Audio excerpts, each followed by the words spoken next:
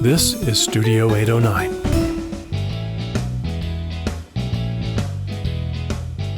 Everybody, welcome to the Outdoors Hiking Bob podcast. I am your host, Hiking Bob Falcone. You can find me and anything you want to know at my website, hikingbob.com.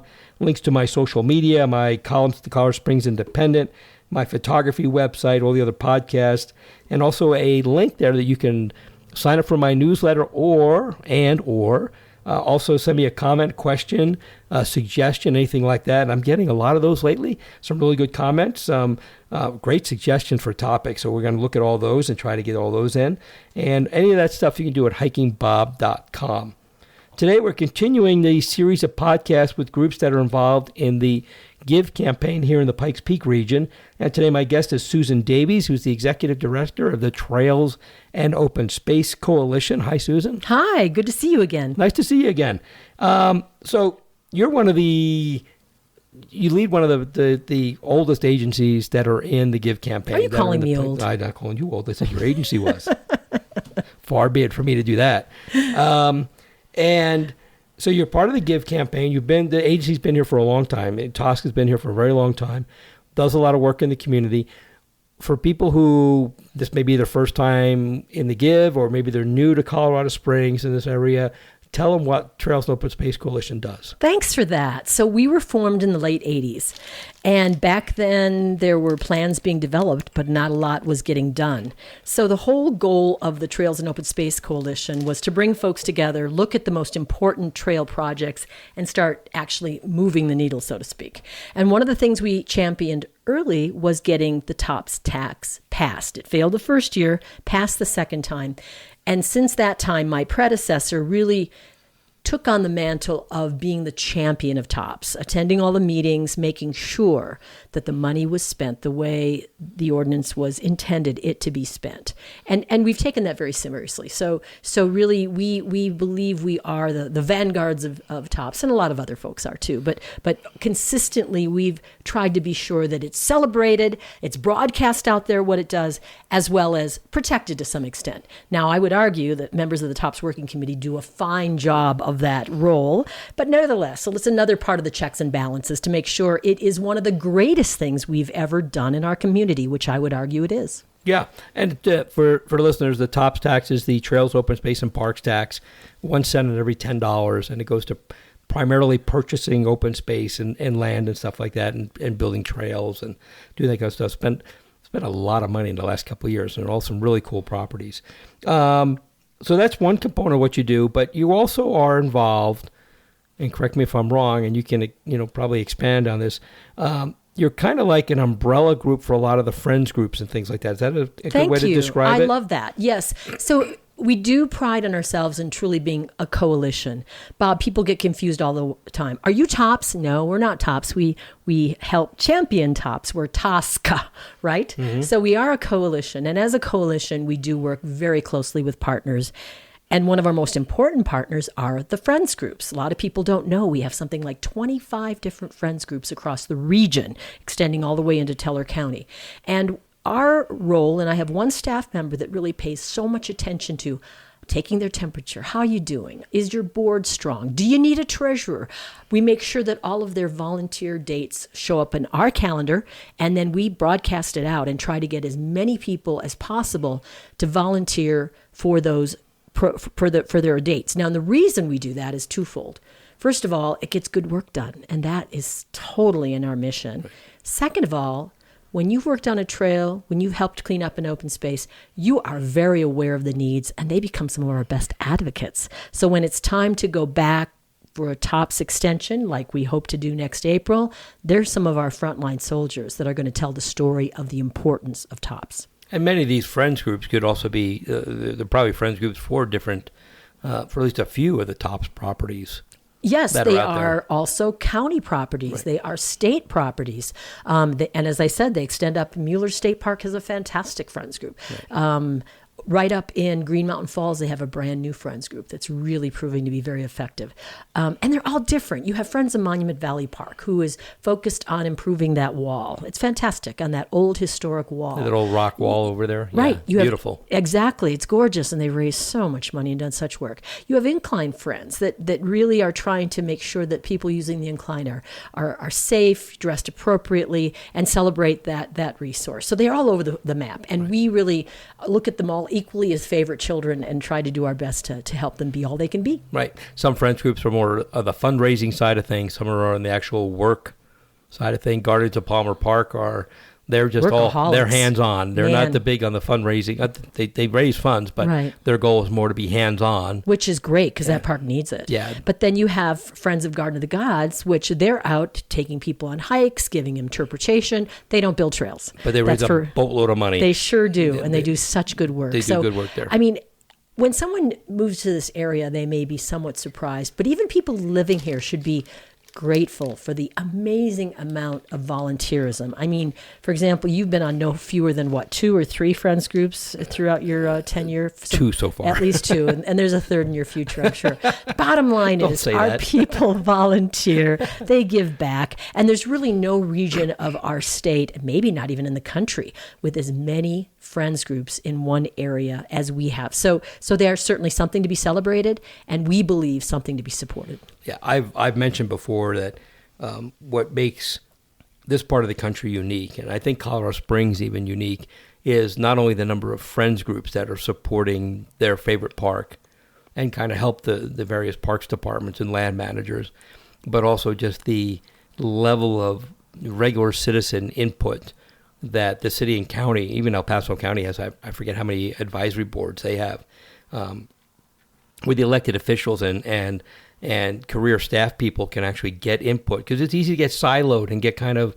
locked into your 4 walls when you're off. And I'm not saying that's as a negative thing, but it's just natural when you're in that office and you're in your 4 walls, you kind of, that's what you know. So bringing in people from outside, whether it's advisory boards or Friends groups that are there to advocate for their park. I know when I was at North Cheyenne Canyon, one of the things I did was I went to the city and said, we're not representing the community as well as we should, and that caused some changes to be made, which are still being made with a couple, administrations after I've left. They're still kind of enforcing that we need to represent the community better. Well, and the reality is, we have an amazing park staff, but they're understaffed. When you compare them to other departments, say in Boulder, or Larimer County, or Fort Collins, or Jefferson County, or Douglas Denver, County has a nice Douglas one too. County. Yeah. So they really rely on those Friends groups and the users to sort of be their eyes and ears. What's going on out there? When there's a branch down, the ranger may not see it because maybe the ranger has to be at another park that day. So this way, you have a wonderful set of volunteers that care so much about that facility, and they're willing to give you some of that information. So, I mean, I look at the Friends groups as one of the greatest things we have in our region. So you kind of mentioned some of the support you give them by, you have somebody who checks on them and everything. Do you also help with getting one started if somebody wants, if some citizen out there thinks that their park needs a little help? We absolutely do. So we'll be probably doing that in our new Panorama Park. And it may not be your typical Friends group because it won't have the same needs as, say, an open space or something. But boy, it would be great to get more people with eyes on it, maybe helping with some litter pickup or whatever. So we'll be working on that. Right now, we're working on a Friends group for Austin Bluffs, which was just recently master planned, and a lot of trails were put in. So it's an appropriate time to bring, a core group of people together. Then that will, and the cool thing about Friends group are that they are all different. And this is something that we talk to park staff about. You know what? It can't be just a cookie cutter, one size fits all. Right. So what we'll do is sit down with this group of passionate people who love Austin Bluffs open space and say, okay, what do you see out there? What are things that you'd like to work on? Is it invasive weeds? Is it maybe closing social trails? Is it maybe doing an occasional litter pickup? Do you want to raise money? What is it you want to do? Because if you harness their interest, then the work gets done. If you try to tell them as volunteers, you're going to do this, that never goes well. Right. And we've seen some examples, well, getting into a lot of detail, we've seen some examples where that was tried and doesn't actually work out all that well. They are all different. And some are a combination. When I was at North Cheyenne Canyon, we were a combination. We raised money, but we also did work. We also went out there and we provide volunteers. So it's a little everything's a little different. At Cheyenne Mountain State Park, where I'm at now, we're primarily a fundraising group. But you also do some great fire mitigation stuff with one certain team, because that's what they care about. And trail work. And it's needed, and trail work. So I really think, that's something we do too. We sit down with management, park staff, and say, and we try to sort of be Switzerland. We don't have any real dog in this fight except to promote the whole program. And we'll say, you might try this, you might do this. And oftentimes they listen, sometimes they don't, but we're working to make it a better program. Cool. I don't think I've run into very many, probably anybody on either park staff, either at the city level or the county level. I can know definitely at the state level, who doesn't appreciate the work that these friends groups do. For the most part, they recognize that they're what's the word I like? Well, going back to my military or law enforcement, it's a force multiplier. There are extra people out there to help you get projects done, even if it's a specific project and not just general stuff out there. There's specific projects that Friends of North Cheyenne Canyon did a lot of work on the Sweetwater Trail. Not only did they throw in a whole bunch of money, but they actually went up and did some work on it.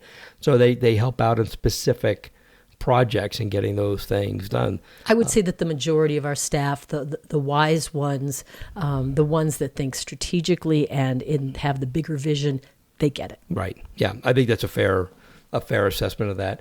And it's interesting how many. And I don't want to get too much into the weeds on this, but how many of our state parks, as I'm volunteering at one of them, don't have friends groups, and some of the big ones, and and the ones that really need the manpower. And we get staff members who move around from park to park, and they come down here and go, "Well, you guys are great because we didn't have this. We had to do everything on our own." I go, "Well, we got a whole." Sometimes you just have to ask. Not only a friends group, but just a volunteer corps. At Cheyenne Mountain, we have a huge volunteer corps. And one of our rangers came from Cherry Creek, and they had no volunteers. And that's one of the busiest state parks, definitely in the state and probably in the region. It's so busy. It's right in Denver, and it's a lake, and it's super busy, and they have no volunteers. It's because they didn't have a task to help with it. Well, of course. And that's kind of where I was going with that. Absolutely. So what other stuff is TOSC doing?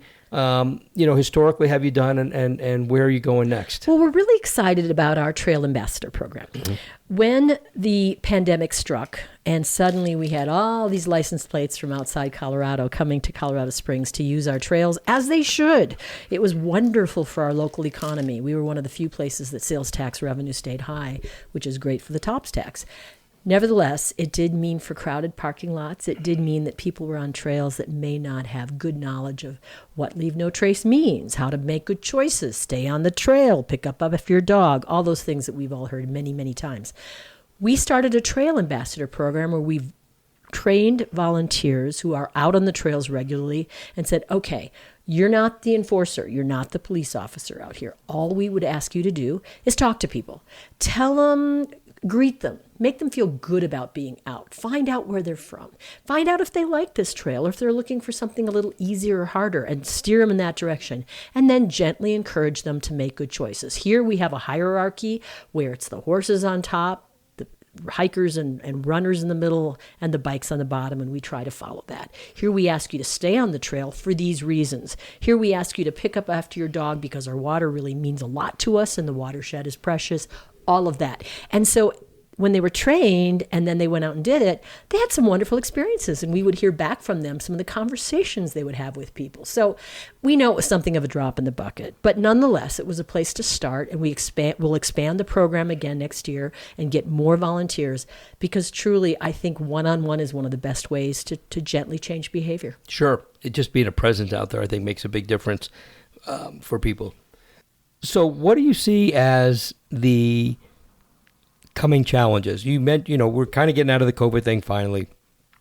It's going to be here forever, but I think as a pandemic, I think we're past that. So, but we still have a lot of people out there, and a lot of people were introduced to the outdoors that were not. And as I kind of expected, some of that dropped off a little bit because people are like, well, I don't want to do this. But a lot of people are like, this is kind of cool. I want to make more of this. So we have that as one of our challenges. We still have increased usage.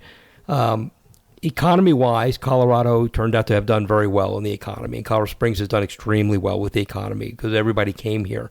So we were kind of in good shape there. But what do you see as the next challenges we're facing with outdoor recreation in this region? Well, as we continue to grow and our population, everyone knows, everyone sees it. I live up in the northern part of the county, and oh my gosh, places where there were cattle are now house after house after house, and it's the same east. It's the same south. So I do think with population increasing, we're going to continue to see pressure on these public spaces, these favorite places. We get grumblings all the time from members that say, my trail's getting really crowded. That's part of the reason we created Get Out, Spread Out a couple of years ago to encourage people to try different trails, new trails. But we're going to run out of space. So it's really important that we seize opportunities like we did with Fisher Canyon not long ago to buy property that was on the candidate open space list back in 2014 and secure more, build more, add more miles of trails. We have to do it. And out east, Banning Lewis, I mean, we really need to pay attention to that to make sure that as that's developed, there's a large area of place for people to play, because it's not fair to expect those people to come on over to this side of Right. town and be out at Red Rock and Blodgett and those places. They need their own places to play. And their developers should be encouraged to.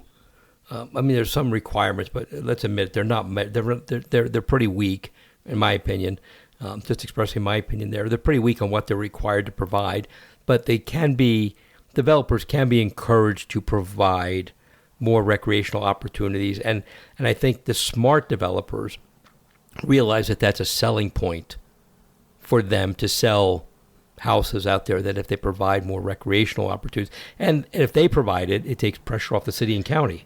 Totally. And I also think, we all know that open space is just so inexpensive to maintain. We used to say it was something like $75 per acre per year, as opposed to 12,000 acres per year for a developed neighborhood or community park. So huge difference in cost. So I would love to see several thousand acres of open space out in Banning Lewis. And I think that city park staff had made it clear to the developers that, when you're ready to sell some of that, we're ready to buy it with Right. TOPS money. So we'll keep pushing that. That's important. Once it's gone, it's gone. Yeah. So there are opportunities there.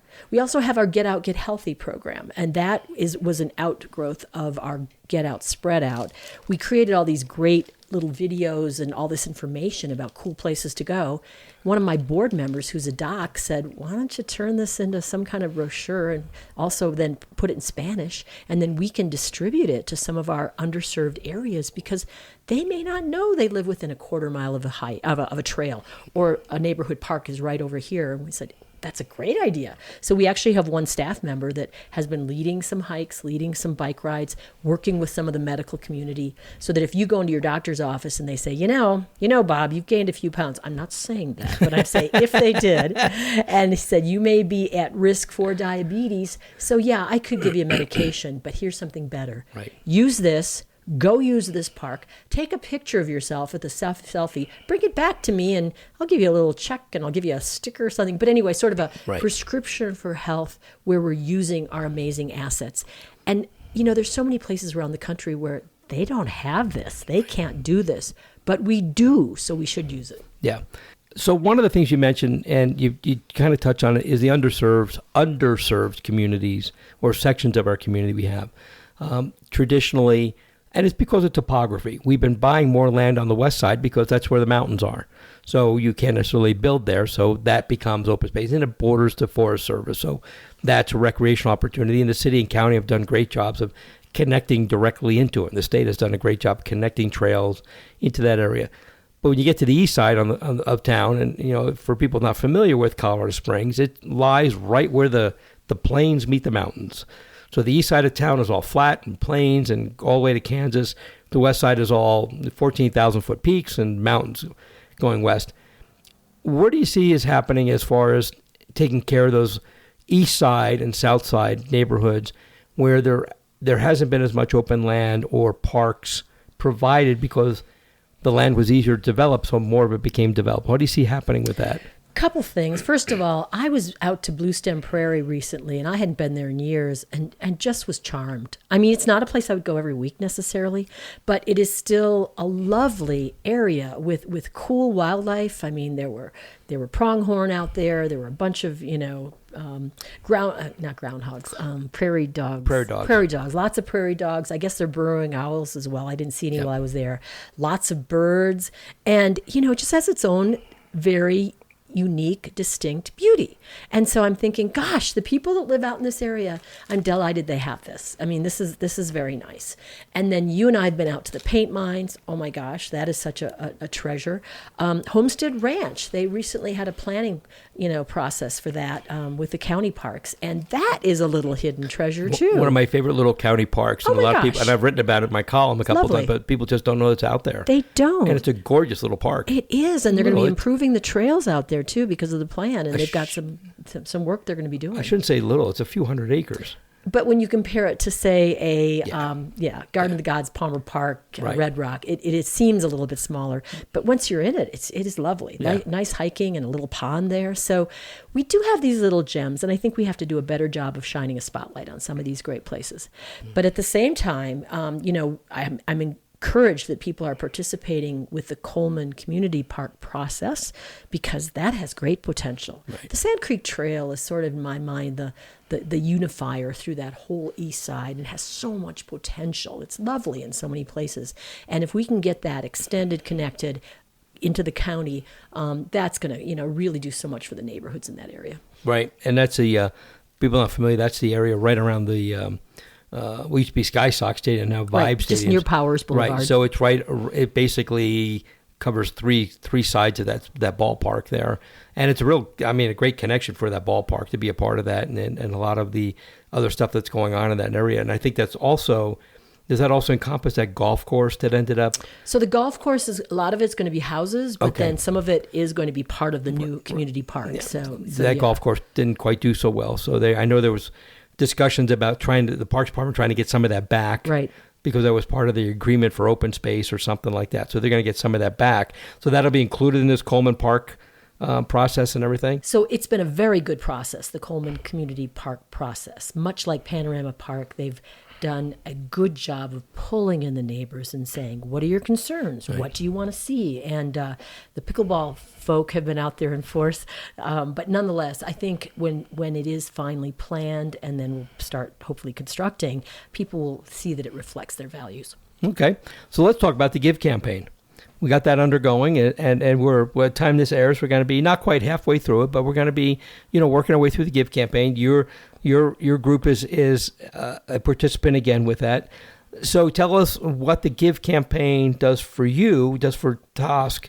And second question is, what will you do, or what are your plans for the funds that you raise from the Give campaign? Sure. So Give has been a game changer for us. I can remember the first year that Give started. We were in the very first year, and I think we made $6,000 or $7,000, and we were thrilled. Sure. Because it was not money we expected. So what Give does is it really allows me to let my staff focus on what they want to focus on and what they care about most, and that's the programs. I mean, I have folks that want to be out there and supporting the friends groups or leading hikes or, everything we can possibly do to be the eyes, ears, and voice for the using public. So I would much rather that they do that than be writing grants or be out trying to raise money or something that, nobody likes to ask for money, not really. But right. Give gives us a wonderful way to do it because it makes it easy, it makes it fun. They get little, you get some incentives and rewards if you support them. And it also allows us to kind of tell our story, right. What we've been working on. So Give will, again, be huge for us. I'm hoping that a lot of people, our goal is 400 donors. Last year we had 340. I'm hoping, and really, Bob, it's not as much about the amount. It's about getting 400 folks that stand up and say, yeah, I'll donate $10 to TOSC because I really believe they're doing good work. That would be fantastic. So That's our goal, 400 donors. And then with that money, it just gets us off in 2023 on such a strong, start and allows us, again, to put as much time as possible into the programs and projects that matter the most. One of the things I like about the Give campaign, and I'm looking at it from a couple different point of views. A, as a media partner. B, as a donor. C, at one time, heading up an organization that was a part of it. So I've looked at it from a couple of different angles. But one of the things I like about it is during the campaign, groups that are typically operating independently of each other, even if they're all working on the same thing, how many groups we have in the great outdoors category, typically get together and kind of have these joint events. So tell us about some of the events you may have coming up, like in December, for the campaign, where people can come out and meet you and actually talk to you. Would love that. We actually have a day that we are at the well. And that's let me look again in December. I think it is the 15th. It is December 15th. We're going to be at the well, which is that new sort of cool consortium that's on Pikes Peak. Yeah, downtown. Right. Just downtown, west, just east of downtown. Near East Downtown, the well. And they're going to give us a day there where they're going to let us set up a table. They're going to give us a percentage off of what they make that day. And that's going to be a wonderful opportunity to connect with people that live and work in that area, because there's so many apartments down in that area too. And just, we're going to be able to give out some swag and some stickers and connect with them. So we're looking forward to that.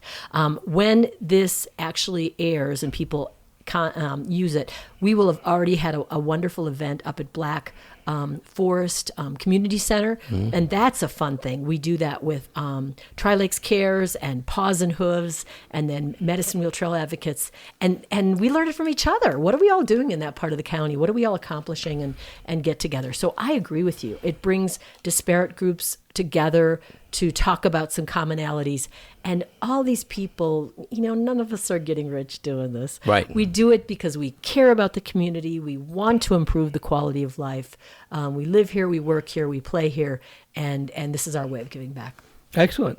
Let's go back just a second here, and what do you see as the big, that's a question I'm going to start asking everybody on these, what do you see as the big challenges in outdoor recreation for this region going forward?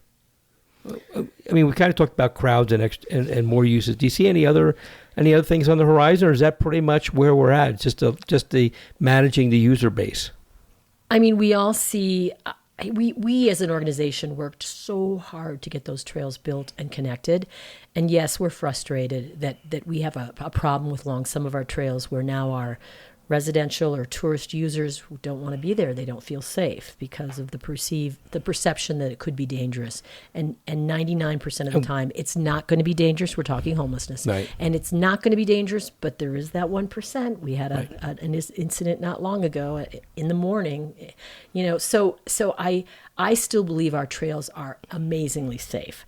But I also know that part of the aesthetic experience is not feeling, if you don't feel safe, you're not going to enjoy the experience. Right. So, that taints your whole experience. And so I'm delighted that City Council has approved money to add some rangers along our urban trails to start helping with patrolling. And I think they're even going to be able to write some tickets. I think it will help. I don't think it'll fix it, but I think it'll help. No, they'll have some kind of enforcement capacity, and that's still in the works. And I've introduced people in different agencies who do this kind of stuff to each other, and I think they're all starting to talk and figure out where they're going to go with this. I personally think that the biggest challenge we still face, I don't think funding is a really big deal, because I think the city and county and the state have all done really well with funding. Colorado's Keep Colorado Wild Pass goes into effect at the first of the year, and it remains to be seen how that's going to work out. But I think that's going to be a game changer for the state, where now a year park pass is $29 and it's attached to your registration, and boom, you're done. It's not $80 or $120. I think the city and county have done a good job leveraging tax funds, and of course the grants that are available out there. So you'll never talk to a government official who's going to tell you they have enough money. They're never going to tell you that. But I think you could also probably talk to them and say, and most of them will probably tell you actually doing pretty well.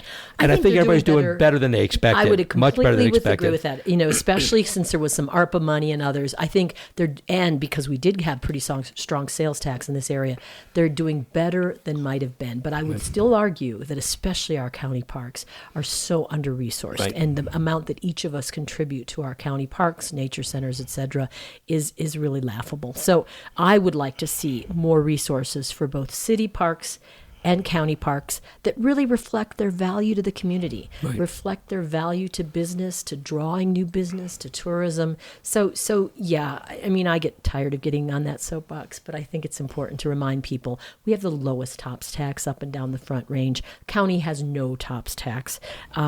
Getting a little tiny TOPS tax for the county could be such a game changer. So we'll, as an organization, continue to push for more resources in those areas.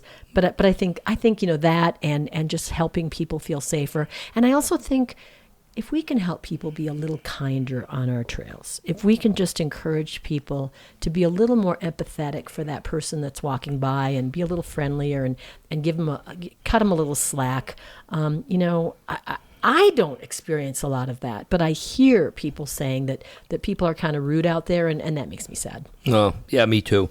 It's a great outdoors, and everybody gets to use it, and there's plenty of room. Just spread it out a little bit. Just be nice. Yeah, and be nice, for crying out loud. Susan, anything else you want to tell us about TOSC or the Give or anything like that? I mean, other than you want people to give. I would ask people to give, and I would ask people to consider joining a friends group for next summer, and contact us. We'll happily link you up with a group that works well for you, for your interests, for where you live, and we're just so grateful that we get to thrive in this region and do what we do. We love our mission, and whenever we can share that with others, we're delighted. And give us your website. www.trailsandopenspaces.org. There you go. Okay, everybody. Well, there you go. There's another group in the Indie Give that's worthy of your consideration when you're looking at the website. You want to know who to give to. Here's another group that you should put into consideration. We're going to have more of those coming up as we work our way through the next couple of months and the next month or so, and have more of these Give groups on this podcast. And we're not covering all of them. We're not even covering all the great outdoors. There's too many. But I urge you to go there. It's givepikespeak.org is the website. Check it out. Look at TOSC's website. Last week we had the Catamount Institute on there. Check them out. We're going to have more groups on here. So just take a look at that. And we hope you give to them. And with that, we'll say thank you for listening to the Outdoors Hiking Bob podcast.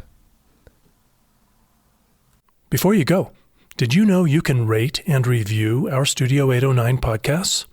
That will help us, because our egos really need to have thousands and thousands of listeners. But that helps our wonderful sponsors reach more ears too. And we do love our sponsors. So just go to Studio 809 or any individual 809 podcast in your iTunes or podcast app and click on ratings and reviews. Thanks.